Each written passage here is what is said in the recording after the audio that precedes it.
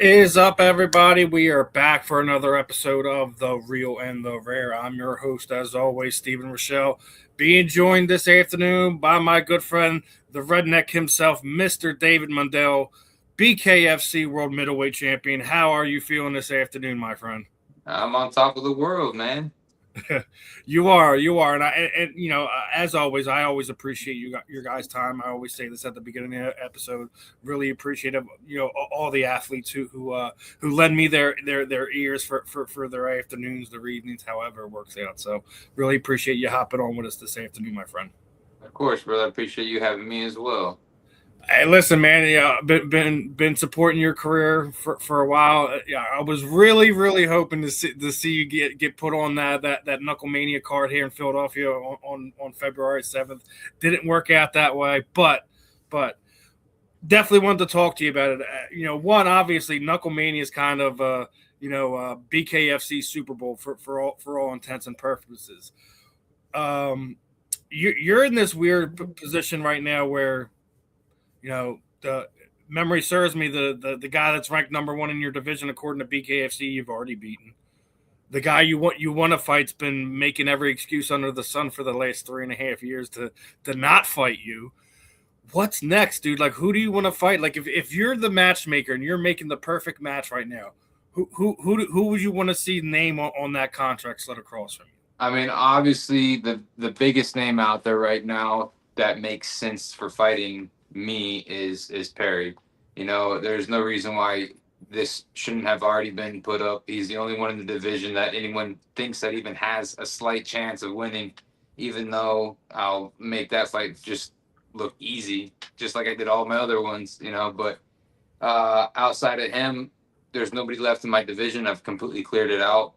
And until some of these other newer guys get a little bit more experience underneath their belt, it doesn't even make sense. So from there, only thing that I think really makes sense is maybe jumping up a weight class, go up to 185, snag that belt there. I'll even jump all the way up to 205 and take that belt. Now you just brought up Mike, so I got to bring this up. Like, his only recent news that came out was him going on his little podcast and crying about that he may have to retire because his accountant made some silly mistakes and he owes $800K in taxes. I'm sorry, but if my lawyer, my business partner, whoever made that mistake, I'm not retired. I'm looking for a reason to get in there ASAP. So. First off, what are your thoughts on this? Obviously, like, listen, it's a fight game. It's a dirty business. What goes on behind the scenes, 9 times out of 10, the good people that are involved in this sport are few and far between. Not going to beat up Mike over that, but just I guess the way he's going about the conversation about this, I guess I'm not a fan of. When, like, you have this is a big fight. If you two get booked together, Yeah. He gets to actually say he's a world champion, not a king of violence nonsense. He actually gets to put a real belt to his name, but for whatever reason, he don't want to sign that contract. So, outside of what people think, the organization deems me pound for pound number one. I am the best pound for pound bare knuckle fighter in the world. I am the current 175-pound champ. I'm in his weight class. If he wants to level up, I'm that level. He may have more fans than I do. He's better known, but that's because BKFC has made him. He came from UFC, but nobody knew him when he was there. He was trash. He comes to BKFC, he's tough. He gets beat up. He's still able to dish out a little bit of punishment, so people love him. Perfect. Let's make this fight happen. There's no reason why it shouldn't be happening. There's history. There's a story. It'll sell. It's big. And there's a couple things that you mentioned there. One, like, he has a name, but as you stated, like, he wasn't the biggest name when he was in the UFC. His thing was he was a gladiator, so to speak. He'd be the guy that would go out on his shield, and a lot of people respect kind of that grit, that heart, stuff like that. So yeah, it doesn't make sense. Now I'm gonna put something out there. So this doesn't happen, right? Is the next step the baddest man on the man tournament that's coming up at the beginning of next year, $25 million tournament? Is that something that piques your interest? Oh, of course. There's not a goddamn person in this world that I fear. You know, I feel like I got a fair chance with anybody. I don't care how much you weigh. There's always something. Yeah, definitely. We gotta clip that one. We got a new program here on StreamYard. We just say clip that, it automatically does it for us. Gotta love the way AI works now.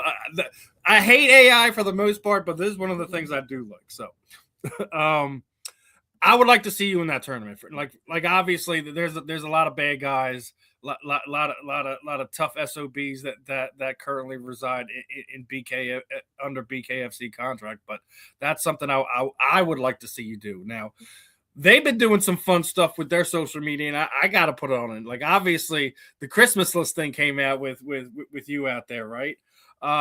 No, let's go back to that real quick. To talk about fucking disrespect, they put that out there. I wasn't a part of it. I had my girlfriend make that and put it out there for my damn self. That's some bullshit right there. That's Let that be known. Clip that. That's them catering, and we get it. Like, listen, every promoter is gonna have fighters, male or female, that they tend to like. They tend to push more than whatever. I don't even think they like him. They just done spent so much damn money on his ass that they're trying to squeeze every little thing they can back out of him. He's got a name. They got to use him. But guess what? You feed him to me, I whoop his ass. Everyone who was watching him because they thought he was such a badass realizes that he ain't shit and that I'm the badass. And then boom, you're right back to where you were. And I'm guarantee I'm a hell of a lot cheaper than he is. At least at the moment. Hey, listen, exactly, and that's why I got a lot of respect for you. You want the toughest fights. You don't want to mess with the little guppies that are swimming around right now. Obviously, Legacy fights, man. Legacy fights. I don't want filler fights. But I don't know how many of these I got left. You know, not saying by any means anytime soon. But let's just be realistic. It's not a sport that you can stay in and keep fighting for your entire life. Like you got a short window compared to your entire life of opportunity to go in there and get shit done. I don't want to fight these guys who are 2-0 and 3-0. I want these big names that move the needle, that show people who I am, that prove my skill set, and it's simple. Legacy fights. I don't blame you. Like, listen, you're riding an 8-fight win streak. 5 of those wins come via KO or TKO. It makes sense to find those fights for you. I don't care. You know, if Mike doesn't want to do it, well, let's find another name that isn't under contract and have them come in and have them fight you. They did the same thing with Alessio Sakara. They gave, you know, he was a name outside of the promotion for the longest time. They have him come in. They have him fight Chris Camozzi, which made sense. That and injecting some life into a division that not a whole lot of people know about, support, things of that nature. So if that's the case, let's find somebody in your weight class that isn't in the promotion. If Mike doesn't want to sign the contract, and let's put together one of these fights. Yeah, I gotta make something happen, man. It's been 6 months now since I fought. My last fight was 8 months before I finally got that fight, and to me, it's just crazy. Like I'm active. I'm always training, and I'm ready to go. Like it shouldn't be this long between fights. I should be fighting minimum 2 times a year, but I'd like to do 3, maybe even 4. Like I don't see why you guys can't make that happen. And listen. I'm not here bashing anyone, but when I talk to a lot of the athletes that are involved with it, and that's the only gripe I hear, is that you guys have this long lull in between fights, whether it be 6 months. Some I've heard fighters year and a half. It is probably the only thing that you have to deal with a growing promotion like this. Obviously, you get a lot of new names in there. Some of the guys get lucky, and then they do wind up getting 2 to 3 fights a year. But 1 to 2 fights a year for your world champion, I think, is ridiculous. Regardless if it makes dollars, makes sense type of thing. Find somebody in there, put somebody in there, and let's see you do your thing. Let's see you you make some more highlight reels, things of that nature. However it happens. Somebody to add to the list. This is, like I said, it's crazy. I'm ready to go. It's been entirely too long. Got the itch. I'm training my ass off. Nobody wants to train this hard for this long with no reward. I'm looking forward. I'm ready. Anybody from 175 to 205, they can get it. That's why I love you, brother. You don't care about the name as long as it makes sense and it's a challenge for you. Now, came across like some stuff to going on there. You were just talking about training. Obviously, you do some personal training, coaching and stuff like that. What do you get more joy out of? Do you enjoy getting in there and competing, or do you like sharing the knowledge with some of the young and up and coming talent, younger kids, etc.? A little bit of both. It goes both ways. I love coaching and stuff. I just can't really do that to the capacity that I know that I should when you have somebody else's career in your hands, so to speak. So until I can focus and dedicate myself to somebody, I don't have a business teaching them, to do any of this. Once I'm done fighting, then I'll be there. But also, right now, obviously, as long as I can, I love fighting. I'm here to do it. I don't think there is like it's one of the things I do talk a lot of like the the thing that happens when a combat sports athlete, whether we're talking bare knuckle, MMA, boxing, whatever, the walk out, the go out there and performs, a couple thousand, hundreds of thousands, etc. Is there anything on this earth that can feel to that emotion that goes through you when you guys go out there and compete? That is a roller coaster. It's crazy. All the feelings, all the mixed emotions, all bottled up into that one point, and it doesn't matter how you feel because no matter what, you got to get in there and you got to do what you got to do. So, there's nothing quite like it. It's it's insane. It's intense.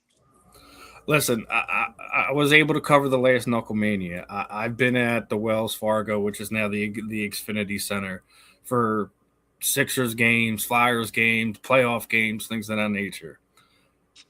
The energy I felt during the fights in that building was just second to none. Yeah, And I've been in that building for UFC events. I was at both 101 and 133 in that building, and it wasn't it was double what it was in that at that time, and that was, if you ask me, that was when the UFC and MMA was at its height.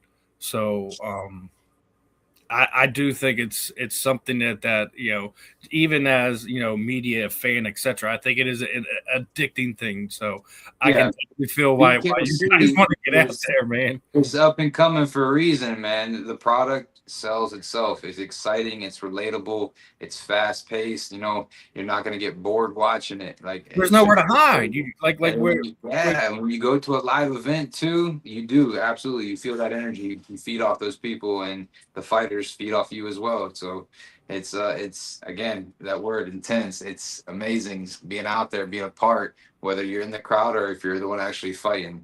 It's a must. now going from the intense part of your life to going into some other things, like obviously we're human beings at the end of the day, and there's stuff that's near and dear to our heart. Obviously, you're the redneck for a reason. Do you love training more, or do you love hunting more? Listen. Catch me on what day it is. I might answer that differently. I love training. I love hunting. I love just doing whatever it is at that point in time. I feel like doing. I just do me. Ain't nothing wrong with that. Now, one of the other things, like when I always like check up on you guys, see what you're into, what do you support. I see that you're a staunch supporter of the autism community. You like bringing awareness to that. So obviously, I want to ask you, because obviously I have people involved in my life that are near and dear to me that you know are involved in autism for obvious reasons. What made you decide that's one of the things that you like to kind of champion and support and bring awareness to? I have my nephew's autistic. So it's just I see things a little differently than most people. And knowing what they go through and how people treat them, not necessarily differently, but everything has to be a certain way, understanding, because there's things that are, so to speak, out of their control. It's very complicated, but the more people know, the more awareness that goes to it, the better things are, especially for them. Yeah, it's like, listen, I don't. We're far from away from being anywhere where some of these people can live normal lives. Sometimes it's they're high on the spectrum. Sometimes they can live normal lives without any heavy drugs or anything like that. So it's one of those things where we're still in the phase where the most awareness we can get to it is the best. It's one of the reasons why I love my hometown Philadelphia Eagles, because they do a lot of autism stuff. Is one of the main things that Jeffrey Lurie kind of pushes. They have a biking event that raises funds for autism awareness. Where all the players do it, the fans do it, etc. And a lot of the stuff that when they do events in the community, it's based around that. So it's like, when you see professional teams that they champion this, obviously, we're a long way away from having, some of these people being able to be well off without it. But, I'm glad that we're seeing more and more, athletes, both, bigger name superstars of whatever sports they do, into the combat sports athletes doing what they can do to kind of champion and getting the word out there. So definitely glad to see that you're one of them, Mr. Mundell. Yeah.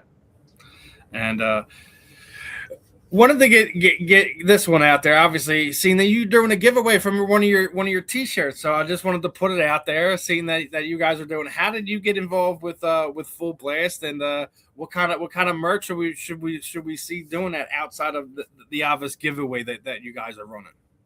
Well, Full Blast, let's go back to them real quick. Like, I met Chris. He approached me, wanting to really push the brand. Full Blast right now, people see it as just like a clothing line, but it's really a brand. Like they want to be known across the board. It can be anything, for anything in your life. It's just talking about getting after it, going full blast, attacking it, and doing what you got to do and getting it done. So whether it be hunting, fishing, going out there playing football, any of the sports you want to do, dirt biking, it doesn't matter, all the way down to the combat sports. It's just getting out there and getting after it. Full blast. Yeah, it sounds like a good company to kind of get behind, especially when there's a couple things that definitely can attach to yourself. So I'm gonna put that up there one more time, guys. If you want to enter into Full Blast's giveaway with Mr. Mundell, make sure you follow, like the given post on Dave's like page, and tag some friends in your comments. Share the link wherever you can. Get as many entries as you can, and then you could potentially win that giveaway. Are you doing like a signed T-shirt, or is it just a regular T-shirt? How's that one working? They're signed. Okay, so there you go. Anyone that wants to win some signed merch from Dave Mundell, make sure you go on the Facebook page and share that stuff out, so you guys can get your chance to win. I always like to try to find some of the stuff you guys are getting involved with, so we can kind of share our platform, so we can get some more attention to that. Now we were talking about Mike and his money issues, right? I don't know if you've seen this, right? But Jake Paul had a big fight. Obviously, he got paid a lot of money, and one of the things that he championed about that is, he isn't really having to pay taxes because he has moved himself out into Puerto Rico.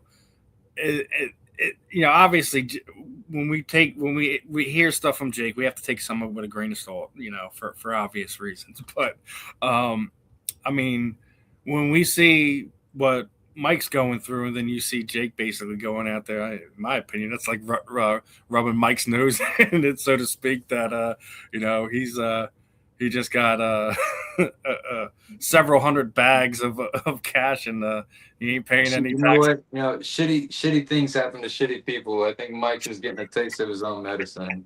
It's his own damn problem. Oh man! And speaking of which, did you catch the Joshua fight? Did you pay any attention to that, or just seeing what happened on social media after the fact? Yeah, I just seen all the highlights and stuff. We all kind of knew what was going to happen. Listen, I'm hard on Jake for obvious reasons, because of how he would go about picking his opponents, and if it wasn't for Tank having his legal problems, we would have seen it again. And for him accepting that fight and taking that fight, knowing full well knowing what was gonna happen to him, I'll give him his respect for that. But let's see him continue to fight guys, at his weight class, not guys that are 25, 30 years older than him and several weight classes below him. Because technically, isn't that what Mike Perry did in his last fight, picking on Jeremy Stevens, who's two weight classes? Choosing people who are smaller than him, giving him the edge, always having to have some type of handicap in every single one of his fights so that he could edge it out. And then he still ain't putting people to sleep. He might be getting people to quit, but that's lame. Yeah, listen, I've never really been a Perry fan. I respect him because he's an athlete. Obviously, anyone that gets in there puts it on the line. I have some respect for it, but like you sitting there saying, there's these guys that they definitely pick and choose and make sure they have the advantage. Like even like when we had the Ferreira and Borga fight. Christine Ferreira had a lot of stipulations to take that fight, hydration clauses, all this other stuff. So when you're asking to take on this big fight because you're this or you're that, there shouldn't be any type of stipulations like that. But that's neither here nor there. We need to find the real warriors in this, and I believe you're one of them. One of them things I didn't get a chance. I mean, I think your nicknames kind of obvious, but I have a thing with nicknames. I'm one of these guys that if you're given a nickname, you shouldn't be giving it to yourself, right? If you're an absolutely athlete, you got to earn it. Someone else has got to call you by it. It's got to stick, and that's how you take off with it. Now yours obviously, I think it's something you picked up for obvious reasons. But what was the origin behind Redneck? So you guys know my head coach is Jihad. So training with him, always walking out, these black coaches, and I'm coming out with a cowboy hat, and that's just what they called me, was Redneck. I had a different nickname at the time, but that's what they always called me. I liked it better. It just made more sense, and so we ran with it. Now going back to the Knucklemania, we get to see the self-coined most hated man in combat sports, Mr. Lex Ludlow, is going to be taking on Zach Kalmus. Now, for all intents and purposes, when he came in, everyone's calling him the Grizzly Bear. Lex is, definitely takes pull from the wrestling world. Are you interested to see that matchup at all? I had a little conversation with him, so yeah, just because now I know who he is, I want to watch. Lex is a fun dude. I've been interviewing him since he was an amateur, 10 years ago. I definitely love to see that he's getting the attention that he is, and he's hopefully gets a big win February 7th. He claims he's gonna put Zach down in the second round. We'll see if he's able to do with what his teammate did, because he does train with Pat Brady there. So we'll see if he can kind of repeat the Kalmus performance that he put on at Knucklemania 5. But it's definitely going to be an interesting one. Before we get ready to wrap this one up, I always ask you guys this question. We always hear goats and who's this, that, and the third. I think it's the hardest thing to do in combat sports to ever sit there and say there's a goat when we talk about combat sports. But I think the only fair way we could, because there's so many weight classes, eras, etc. So I think the only fair way to do it is the Mount Rushmore. If you had your Mount Rushmore of combat sports athletes, whether it be boxing, bare knuckle, MMA, whatever, who would be your athletes that you would put on the Mount Rushmore? So you said across any combat? Yeah, it does. It could be boxing. It could be MMA. It could be just. Okay, so we got people like Mayweather and McGregor. Those big for up to date stuff. And of course, then like Muhammad Ali and Mike Tyson. Oh, pick straight bangers. That wasn't even a hard one for you. I really don't pay much attention to any of this stuff now, so like I'm even listen. Those just seem to be not surprise me, because a lot of times I ask that question and be like, I don't even know who to tell you, man. I don't even really follow sport. I just train it. I just do the fight, and that's about it. So I mean, there's nothing wrong with Mayweather or putting Conor on there. They've helped grow this sport so much to a point. It's you can't ignore it. And then Muhammad Ali is just he's the original trash talker, man. So I mean, how can you not love what Muhammad did? And Mike was arguably the most feared man in boxing for the better part of 10 years, regardless if he got figured out at some point in time and the stuff like that. I mean, I think I asked it last week, and there was a question came across this one, is that do you ever feel there was a champion, a fighter that didn't realize how good we had it while they were on top until they were gone? And the photo was behind Anderson Silva, because obviously he just had that big knockout last week over Tyron Woodley, and I kind of agree with it to a point, because there was a point in time like he was like watching the Matrix, man. He was just annihilating guys, and it didn't matter if it was 85 or 205.